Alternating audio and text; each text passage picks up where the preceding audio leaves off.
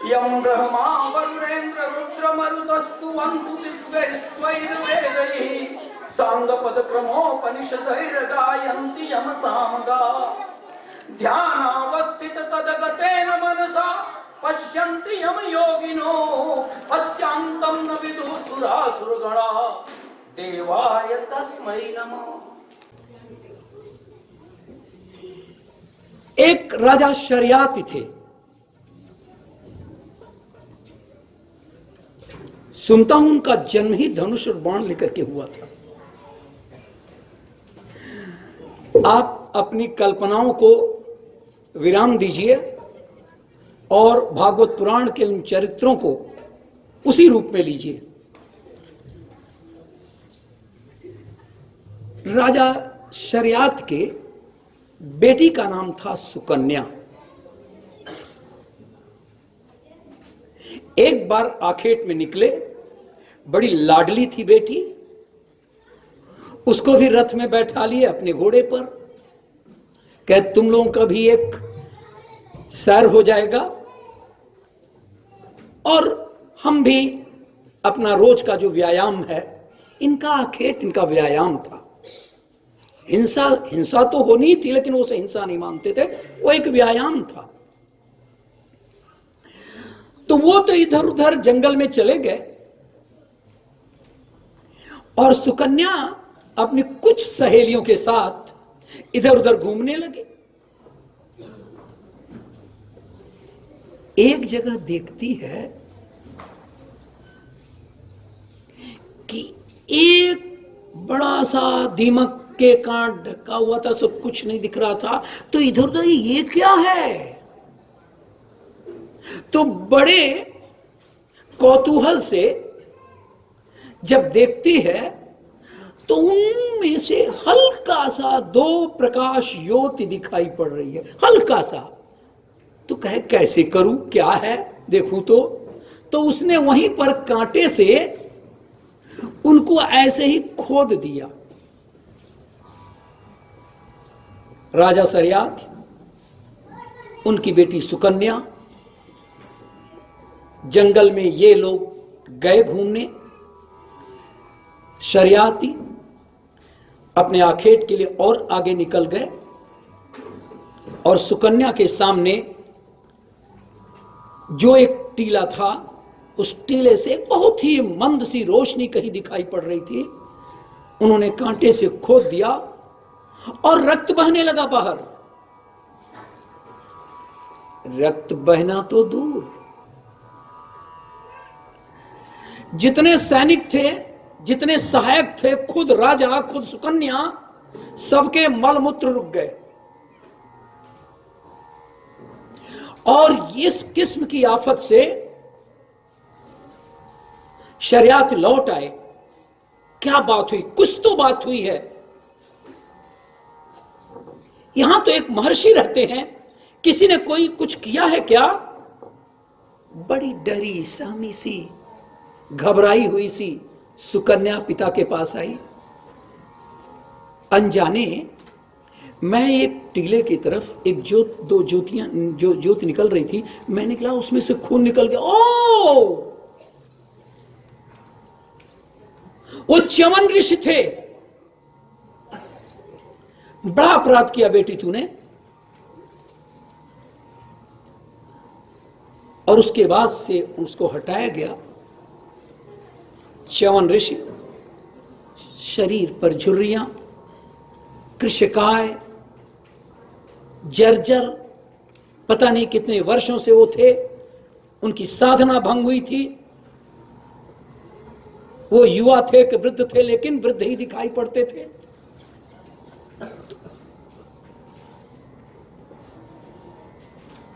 पांव पर उनके गिर पड़े सब लोग। क्षमा करें, ये अनजाने में हमारी कन्या से हुआ है। और यह कन्या आपको समर्पित है। सुकन्या को उन्होंने च्यवन ऋषि को दे दिया। वो स्वीकार करते नहीं करते, उनके लिए क्षमा के लिए कि इसका दंड यही है कि आपके पास रहे।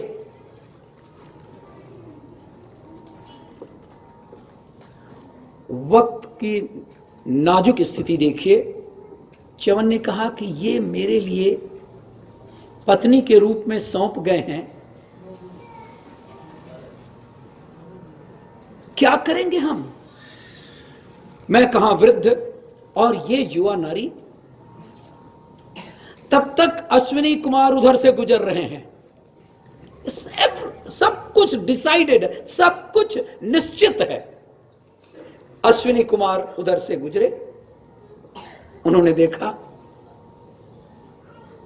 कि ये च्यवन ऋषि और ये सुंदर कन्या, ये बेमेल।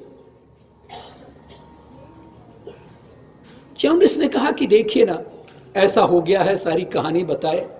उन्होंने उनको लिया, दो अश्विनी कुमार होते थे, है ना, उनको लिया और एक कुंड में प्रवेश कर गए, कुंड में चले गए। और जब कुंड से बाहर निकले तो देदीप्यमान च्यवन ऋषि उतने ही सुंदर जितने अश्विनी कुमार सुंदर। अश्विनी कुमार को बहुत ही सुंदर, अश्विनी कुमारों को बहुत ही सुंदर माना गया है। च्यवन ऋषि उतने ही सुंदर।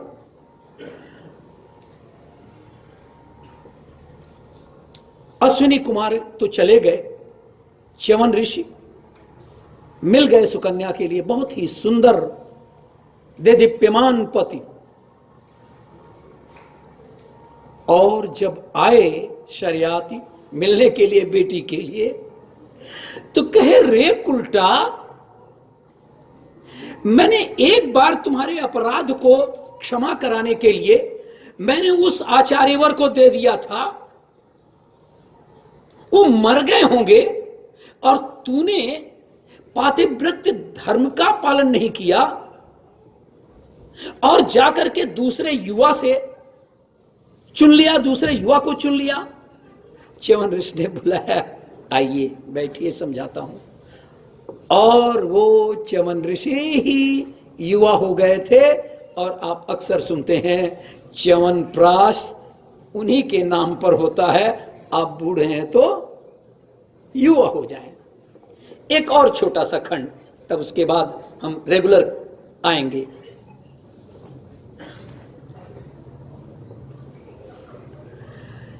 एक राजा थे रैवत। ये बहुत आनंद आ रहा है इधर महिलाओं को,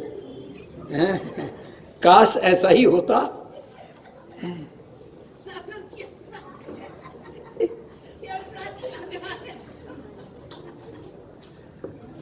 तो रैवत के, अब इससे सीख आप लोग लेंगे कि मैंने क्या गलती हुई थी, कैसा हो गया था, तो वो सब इतना विस्तार से करेंगे नहीं हो पाएगा। रैवत के पौत्र का नाम था कुंकुमी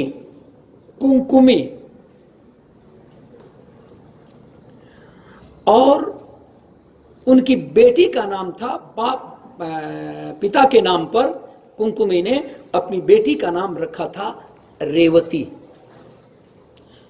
कुंकुमी और रेवती, यही धन था उनका। रेवती का जैसा कि प्रत्येक पिता को होता है, अपने बेटी के विवाह के लिए परेशान। और फिर उसके बाद से कुछ विचार में था, कुछ युवक थे उनके दिमाग में, फिर भी बात नहीं जमी। उन्होंने कहा क्यों नहीं हम ब्रह्मा जी से ही पूछ लें। और अपनी बेटी रेवती को लेकर के वो ब्रह्मा जी की तरफ चल दिए, ब्रह्मा जी के निवास की ओर, आश्रम की ओर चल दिए। वहां जाकर के देखते हैं, रास्ते में बस पहुंचने ही वाले थे ब्रह्मा जी के यहां, तो उनसे थोड़ी दूर पहले गंधर्व नृत्य कर रहे थे। बड़ा आकर्षक नृत्य, बड़ा मनमोहक। अप्सराएं थी, गंधर्व थे। और इस मनमोहक दृश्य में वह पहुंचते हैं कि पहले थोड़ा सा इस आनंद का उपभोग कर लें, चलेंगे।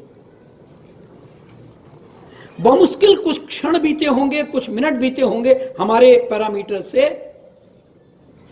और उसके बाद से वो ब्रह्मा जी के पास पहुंचे। ब्रह्मा जी से कहे कि हम इस उद्देश्य से आए हैं आपके पास, और कोई उपयुक्त वर बताइए। आप जिस समय से चले वो मैं देख रहा था, लेकिन वो जो थोड़ा देर आप उस गणना में थोड़े से विलंब हो गए, उसमें युग बीत गया, सदियां बीत गई। जिस समय जिन बच्चों को सोचे होंगे उनके दादा के भी दादा अब होंगे। पलट गया युग, थोड़ा सा विलंब। गंधर्व और अप्सराओं के इस नृत्य में अपना इस तरह से व्यस्त हो जाना, उन्होंने कहा तो क्या करें, किसके बारे में सोचें। उन्होंने कहा जाइए द्वापर युग में, अभी द्वापर युग आ गया है, और जाइए वहां पर आपकी कन्या के उपयुक्त बलराम जी मिलेंगे।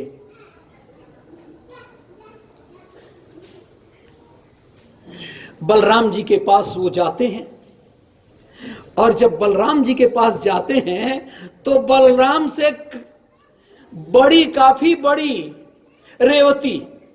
अब रेवती किस युग की थी, समय बीतने के कारण उसकी लंबाई वही रह गई, बलराम बहुत छोटे हो गए। बलराम ने अपने हल से उसका सिर, उसको ऐसे ही पकड़ करके दबाया, नीचे हो गए, कम से कम मेरे के बराबर तो हो। और इस तरह से आप लोगों को छोटे छोटे खंडों में जो मैंने बताया है, वो एक कोशिश किया है कि हम या हमारे बच्चे कोई विलंब से होने पर कितना बड़ा नुकसान हो जाता है, किसी छोटे से विनोद में कितना बड़ा अनिष्ट हो जाता है, किसी छोटे से स्वार्थ के लिए मां और बेटी में ही स्पर्धा के कारण कितना बदल जाता है व्यवस्था, बदल जाती है व्यवस्था। ये हमें, खैर अब शुरू करेंगे हम लोग, चाहे तो उसको पूरा कर लें, लेकिन 2 मिनट ही, उसके बाद हम अब जरा भगवान कृष्ण और भगवान राम का एक साथ लगाएंगे, क्योंकि भगवान 9वें स्कंध में भगवान राम की चर्चा है और 10वें स्कंध में भगवान कृष्ण की चर्चा है, तो दोनों को मिला करके और एक छोटा सा करेंगे, क्योंकि एक झांकी भी निकलने वाली, 2 झांकियां निकलेंगी, इसलिए आप लोग 2 मिनट में अपनी तैयारी कर लिया करें। यदा यदा हि धर्मस्य ग्लानिर्भवति भारत, अभ्युत्थानम अधर्मस्य तदात्मानं सृजाम्यहम्। जब भी अधर्म इस धरती पर बढ़ जाता है, धर्म का ह्रास होता है, तो वह पारब्रह्म परमेश्वर लौकिक रूप में, मनुष्य के रूप में इस धरती पर योजनाबद्ध ढंग से वो अवतरित होते हैं। परित्राणाय साधूनाम विनाशाय च दुष्कृताम धर्म संस्थापनार्थाय संभवामि युगे युगे। तो एक बार वंदना कर लूं मैं, उसके बाद से शुरू करता हूं। यम ब्रह्मा वरुणेन्द्र रुद्र मरुतस्तुवन्तु दिव्यैस्त्वैर्वेदैः सांगपद क्रमोपनिषदैर् गायन्ति यम सामगा ध्यानावस्थित तद्गतेन मनसा पश्यन्ति यम योगिनः अशान्तं न विदुः सुरासुरगणा देवाय तस्मै नमः। हे पारब्रह्म परमेश्वर, आप जब भी इस धरती पर अवतरित हुए हैं, मनुष्य के रूप में अवतरित हुए हैं और लौकिक व्यवस्था के अनुसार आप जन्म लिए हैं और आपकी मृत्यु हुई है। जातस्य हि ध्रुवोर मृत्युर ध्रुवम जन्म मृतस्य तस्मात् अपरिहारे अर्थे न तुम सोचित हर्षि। भगवान गीता में कहते हैं कि जो जन्म लिया है मरेगा, इसलिए ये लोग एक लीला करने, भगवान लीला करने इस धरती पर आते हैं, और वो भी जब सीमा पर पहुंच जाता है, असीम स्थिति हो जाती है, पृथ्वी रोने लगती है, बिलखने लगती है, कैसे इससे निपटूं मैं, चली जाती है ब्रह्मा के पास, आप कुछ उपाय बताइए।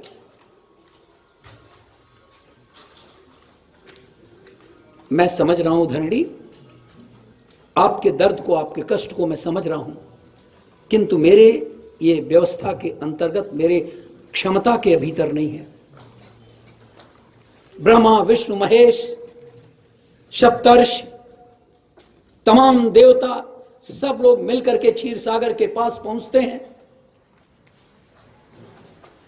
और वहां पर ब्रह्मा जी स्तुति करते हैं, हे पार ब्रह्म परमेश्वर, पृथ्वी त्राई त्राई कर रही है, देवता व्याकुल हैं। आकाशवाणी होती है, मैं सब समझ रहा हूं और मैं कश्यप ऋषि ने बड़ी प्रार्थना किया था, बड़ा तपस्या किया था और मैंने उन्हें बताया था कि मैं धरती पर आऊंगा और मैं दशरथ के रूप में पृथ्वी पर अवतरित होऊंगा और हमारी योग माया जनक जी के यहां जनक नंदिनी के रूप में जन्म लेगी। बिल्कुल यही स्थिति थी द्वापर में। तो उन्होंने कहा कि मैं वसुदेव के घर जन्म लूंगा और हमारी योग माया जन्म लेगी नंद बाबा के यहां। समानांतर में चल रहा हूं। इस बीच में थोड़ा सा व्यतिक्रम कर दूं, ज्यादा नहीं, 1 मिनट का। कहीं बीच में चर्चा किया था कि दिति कश्यप ऋषि से आग्रह करती है पुत्रों के लिए, 2 दिन पहले मैंने बताया होगा। और उसके बाद से और ये कहती है कि नहीं, देवताओं का नाश करना है, क्योंकि ये जो हमारी बहन है, आपकी दूसरी पत्नी है, इसके पुत्र राक्षसों दैत्यों का हनन कर डाल रहे हैं, इसलिए आप ऐसे पुत्र का हमें संयोग दीजिए कि वे इंद्र समेत सबको मार डालें। कश्यप को लगा कि ये कठिन है, लेकिन वचनबद्ध थे। इंद्र ने सुना और उसके बाद वो आया अदिति से कहने, माँ ये क्या होने जा रहा है। मां ने कहा ऐसा करो, सूक्ष्म रूप में प्रवेश कर जाओ दिति के गर्भ में और इसके बच्चे का 7 टुकड़ा कर डालो और वो एक एक का भी 7-7 टुकड़ा कर डालो, 49 टुकड़े हो जाएं।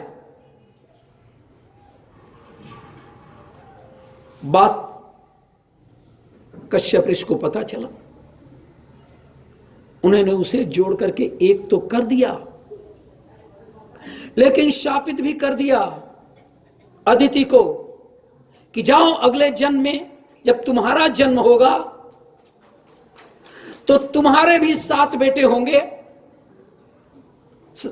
और 7 संतानों का वध हो जाएगा।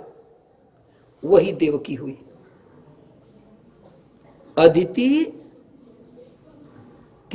अदिति देवकी हुई और कश्यप जो हुए वसुदेव, नहीं वो दूसरे लोग हुए, वो उधर दशरथ हुए। मैं दोनों को अलग अलग केवल इसलिए बताने जा रहा हूं कि देवकी के 7 संतानों का वध क्यों हुआ, ये शापित थे।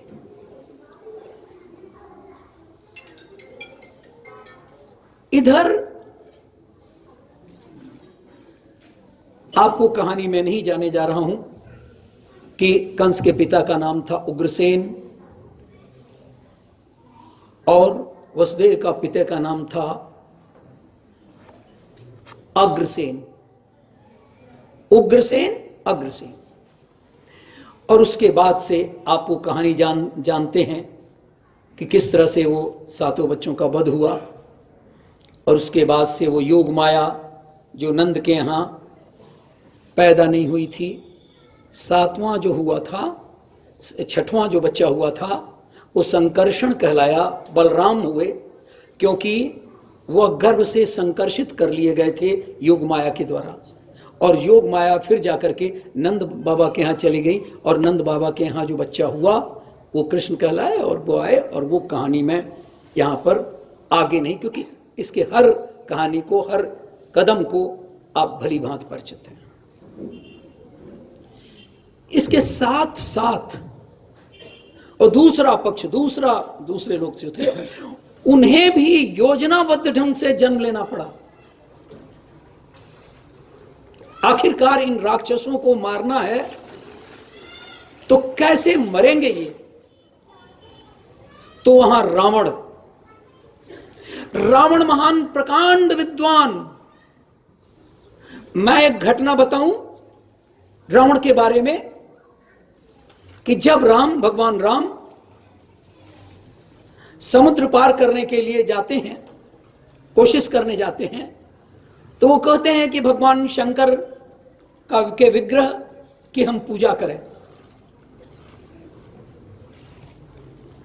और दो जगह के पुराणों में अलग अलग चर्चा थोड़ा सा भिन्न है। एक पुराण में कहा गया है कि सुग्रीव गए हैं, और एक पुराण में कहा गया है कि उनका नाम जो भालू के रूप में जामवंत गए।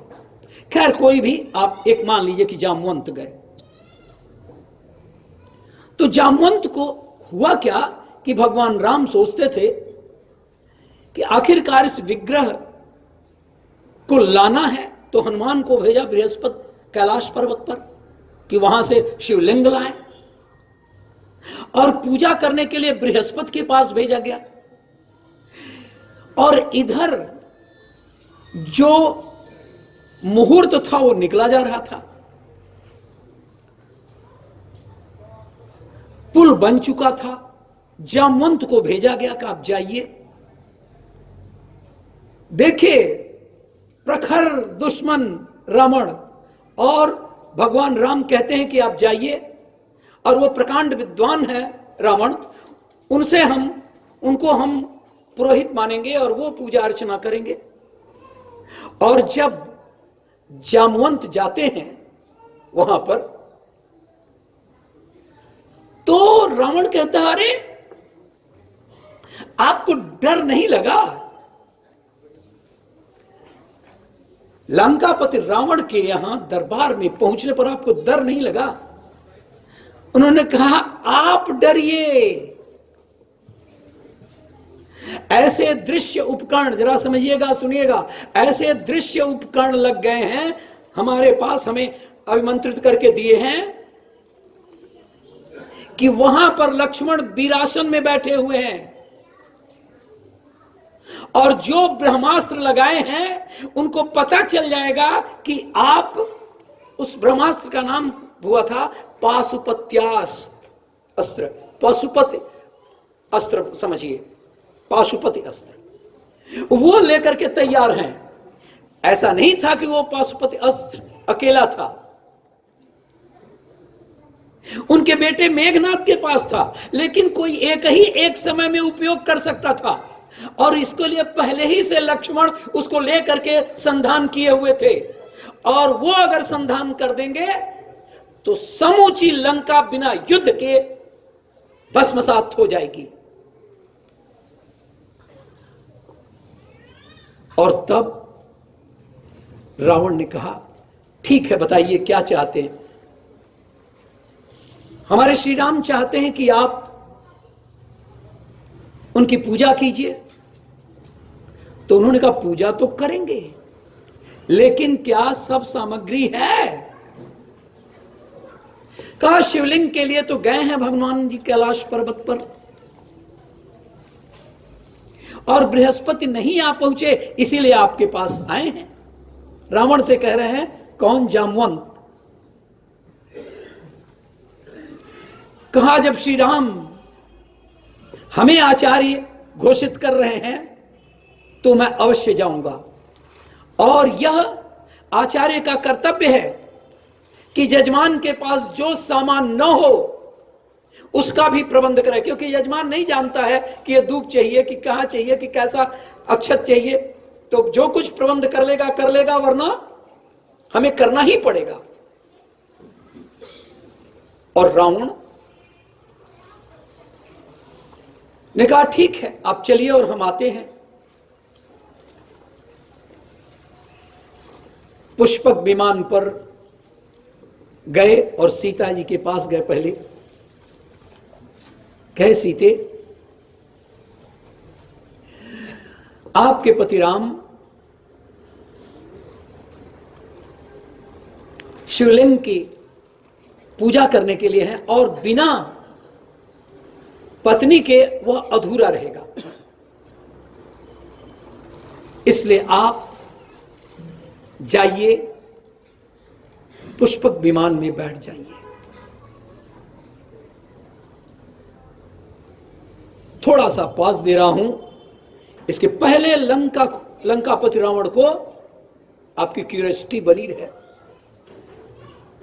लंकापति रावण को मंदोदरी आती है, समझाती है, क्या कर रहे हैं आप?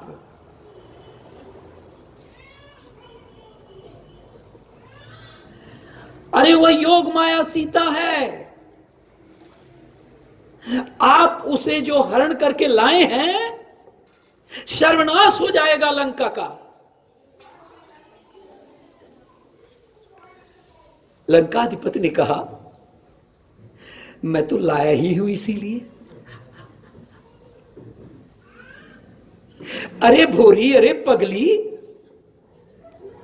क्या मैं जब श्री राम को 14 वर्ष का वनवास होता है तो उनके साथ उनकी अर्धांगिनी भी आती है। उस अर्धांगिनी को मैं चाहता तो अपने महल में रखता, लेकिन उनको रखा अशोक वाटिका में, ताकि वो अभ्यारण्य का, जंगल का जो कष्ट, जो यात्रा अगर श्री राम को है तो सीता को भी रहे। लंकपति रानी का समझावे पिए बार बार, वही राम आयो जाकी नारी हरियाणी है, सीखहु न मानो, सीखहु न मानो कंत बड़े अभिमानी, तुम नारी है बिरानी, कहा कहो जानियानी है। बोला अभिमानी, सुन त्यारे दियानी, यह मेरो महारानी तासो मेरो मन आनी है। अरे बेदन बखानी तासो रारी हठ ठानी, मुक्त की निशानी भवानी जानियानी है, भवानी जानियानी। पगली भोरी, मैंने तो उसको भवानी जान करके लाया है। और साहब, पुष्पक विमान पर रावण बैठे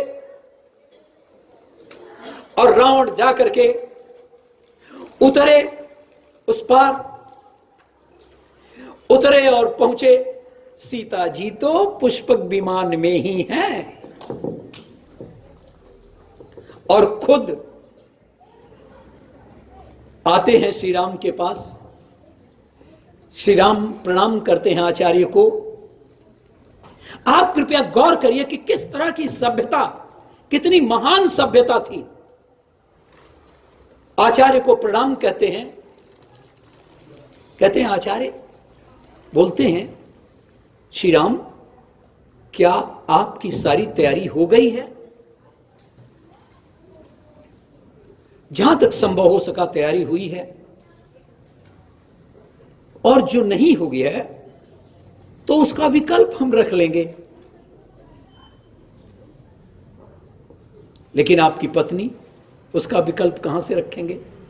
और रखा जा सकता था अगर आप विदुर होते, रखा जा सकता था अगर आप सन्यासी नहीं होते, आप विवाहित नहीं होते। आप तो विवाहित है। ऐसा भी नहीं था कि वो अयोध्या में हैं और आप यहां पर हैं, इसलिए वो विकल्प संभव नहीं है और ये पूजा पूरी नहीं हो सकती। तो क्या करें आचार्य?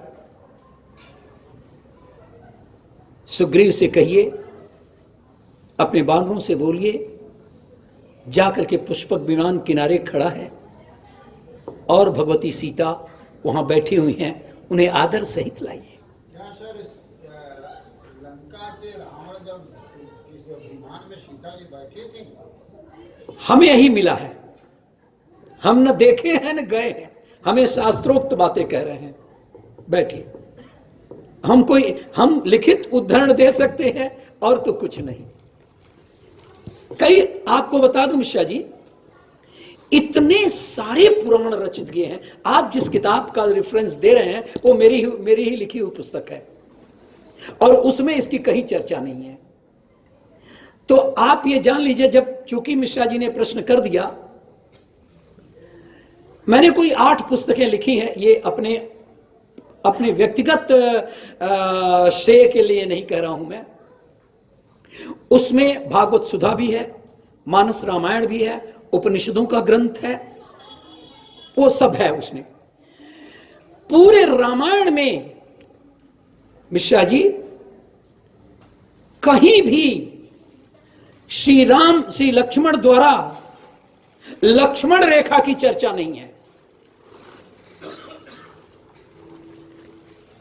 और कौन कौन सा रामायण? रामचरितमानस और वाल्मीकि रामायण, जो आपके पास पुष्ट ग्रंथ हैं, इनमें कहीं भी लक्ष्मण रेखा की चर्चा नहीं है। और ऐसा कोई भी साहित्य नहीं है, ऐसे कोई भी फिल्म नहीं है, ऐसा कोई भी समाज नहीं है, ऐसा कोई भी नाटक नहीं है जहां पर लक्ष्मण रेखा की चर्चा न हो। तो कहां से आ गया ये लक्ष्मण रेखा? ये है इरावतारम, दक्षिण भारत का एक तेलुगु में रामायण है, उसमें है। तो हम अगर यहां तक कि अगर हम पुराणों की भी चर्चा करें तो व्यास जी के 18वें पुराण में उसी चरित्र के लिए बहुत सारे संदर्भित, तो कौन व्यास थे अब ये भी नहीं पता। व्यास तो ये है जो एक व्यास यहां आपके सामने बैठा है। व्यास जो पाठन कराए, और वह व्यास वेद व्यास है, द्वैपायन व्यास है, कृष्ण द्वैपायन वेद व्यास है। तो ये जितने व्यास हैं उनके अलग अलग हैं। और उपनिषदों, मैं उसमें नहीं जाता, केवल आपको एक उदाहरण दिया हूं। और आपके पास वह जो पुस्तक है, मेरी पुस्तक है, और आपने उसको अच्छा पढ़ा है और उसमें ये चर्चा नहीं है। तो जब उसके बाद वो पहुंचे तो उसके बाद उन्होंने कहा कि लाओ आप वहां से सामने लाओ, और सीता जी लाई जाती है। वहां पर पूजन होता है, और उसके बाद से वह जब पूजन हो गया तो भगवान राम कहते हैं आपकी दक्षिणा।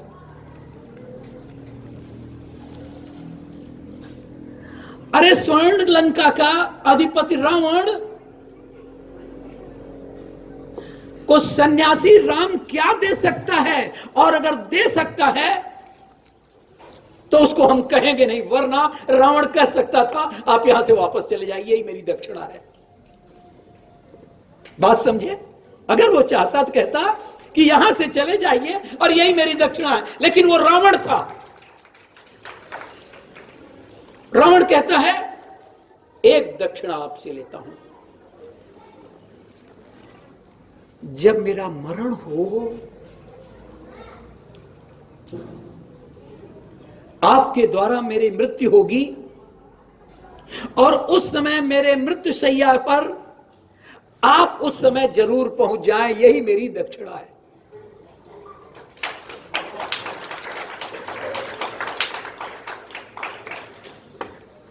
आचार्य रावण की बात सोचिए ना। राम की चर्चा तो होगी होगी, लेकिन आचार्य रावण की सोचिए। अपना बेटा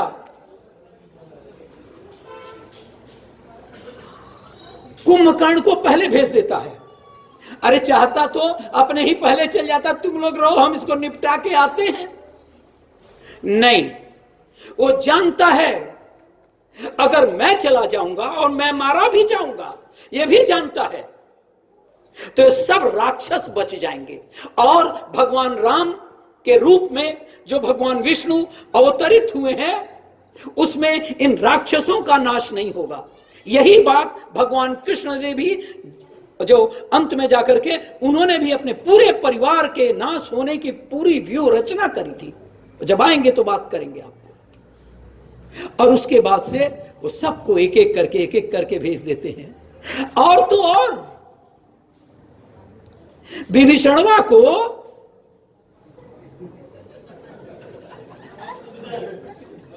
विभीषण को उसको मार के, लात से मार के, तू यहां क्या करेगा रे? तू राक्षस नहीं है, तू संत है। तू जा। मार करके, लात से मार करके देता है। उसके ऊपर आरोप लगता है, लोग विभीषण को कहते हैं कि घर फोड़वा है, लेकिन कोई ये नहीं कहता कि को जो विद्वान आचार्य श्रेष्ठ रावण, उसको इसलिए भगा दिया था कि रावण की तरफ रहो, तुम बचे रहोगे। संत है तो बचा रहेगा, राक्षस है तो उनका नाश होगा। और यही कारण था कि वहां से अब उसके बाद चले आए और पहले कुंभकर्ण, फिर ये, फिर वो, फिर सेना, फिर राक्षस, और अंत में रावण मारा जाता है। तो मैं तो एक अंश इधर का ले लिया। तो उसके बाद से राजा दशरथ को वशिष्ठ जी ने कहा कि आप श्रृंगी ऋषि के पास जाएं,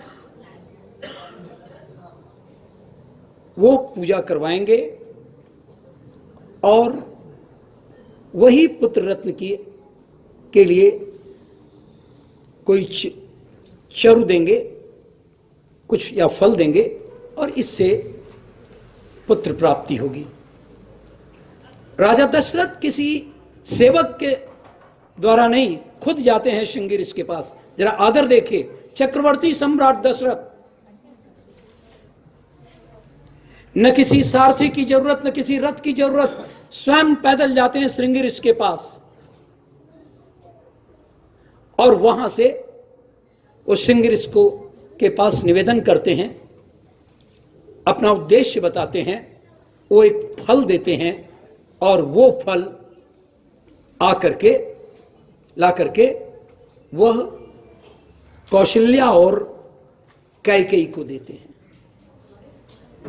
इसे आप आधा आधा बांट करके खा लें और आपको अभीष्ट प्राप्त होगा। तब तक सुमित्रा आ जाती है वहां। जब सुमित्रा आती है तो कौशल्या उस फल का जो आधा पाए रहती हैं, उसका एक आधा हिस्सा उसको काट करके सुमित्रा को देती हैं। कैकेयी कैसे पीछे रहें, कैकेयी भी अपने फल का आधा हिस्सा उनको दे देती हैं। इसलिए सुमित्रा को उस फल का 2 हिस्सा मिलता है, कैकेयी को 1 हिस्सा, कौशल्या को 1 हिस्सा। कौशल्या के श्री राम, कैकेयी के श्री भरत और सुमित्रा के श्री लक्ष्मण और श्री शत्रुघ्न जन्म लेते हैं। कल जो चर्चा होगी उसमें बड़ी सुंदर चर्चा होगी। कैकेयी, भरत, लक्ष्मण, राम, श्री राम के बारे में बड़ी ही आनंददायक, बड़ी ही सुंदर चर्चा कल होगी। मुझे तो यही डर लग रहा है कि मैं अपने आंसुओं को कैसे समेट सकूंगा। लेकिन चलिए, भगवान राम का, उसके बाद समयांतर से भगवान राम का जन्म होता है और द्वापर में ये एक साथ नहीं, लेकिन मुझे चूंकि दोनों समानांतर रूप से बोलना था। और उधर 7 बच्चों की जब हत्या हो जाती है, जिसमें 7वीं तो योगमाया रहती है, जिसे मारने के लिए जब जैसे ही जमीन पर पटकना चाहते हैं तो वह आकाश में चली जाती है और कहती है, रे अब तो तेरा जो पुत्र है वो 8वां जन्म ले चुका है, उसके बारे में सोच। और भगवान कृष्ण जब जन्म लेते हैं तो सब कुछ दरवाजे अपने आप खुलते हैं और जो जमुना जी की धारा इतनी बेगवान हो जाती है जैसे उनके, और ऐसा लगता है सामान्य व्यक्ति को लगेगा कि अब डूबते हैं कि तब डूबते हैं वसुदेव, लेकिन वह तो जमुना व्याकुल थी उन चरणों के उस रज को पाने के लिए, उसको चूमने के लिए। और फिर वहां से वो वहां छोड़ देते हैं और वहां से योगमाया आते हैं। और जो बात है, एक बात बताऊंगा आपको जिसके बिना बात अधूरी रहेगी, और पूरे कथानक में यह बात कितने खूबसूरती से वाल्मीकि रामायण में, मैंने कोशिश किया आद्योपांत पढ़ने का, रामचरितमानस भी पढ़ने का प्रयास किया है पूरा। और इन दोनों में एक बात जरूर रही है कि भगवान अपनी माता को, चाहे वो राम होकर के कौशल्या को या कृष्ण होकर के यशोदा को, देवकी को चतुर्भुज दर्शन देते हैं पहले ही, गर्भ में आने के पहले ही। लेकिन मां को तो भगवान नहीं चाहिए। दोनों माएं अपने अपने जगह पर कलपती हैं, प्रभु माना कि आप मेरे पुत्र होकर के आने वाले हैं, लेकिन मुझे यह आपका ये जो चतुर्भुज रूप है, हमें आप शीघ्र ही बदल करके आप हमें शिशु रूप में दीजिए। मैं आपका लाड करना चाहती हूं, मैं अपने गोदी में लेना चाहती हूं, मैं अपना दूध पिलाना चाहती हूं। इसलिए मां को शिशु चाहिए। भगवान को वो विवश कर देती हैं, तुम हमारे शिशु के रूप में रहो, भगवान हमें नहीं, हमें हमारा शिशु चाहिए। तो लीजिए, अब तैयार है, जरा भगवान को भी हम लोग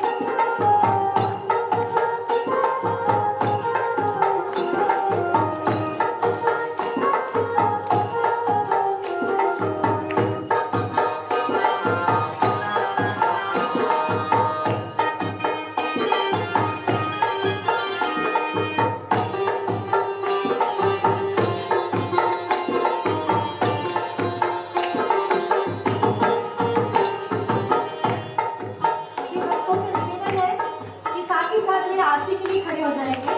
सभी भक्तों से निवेदन है।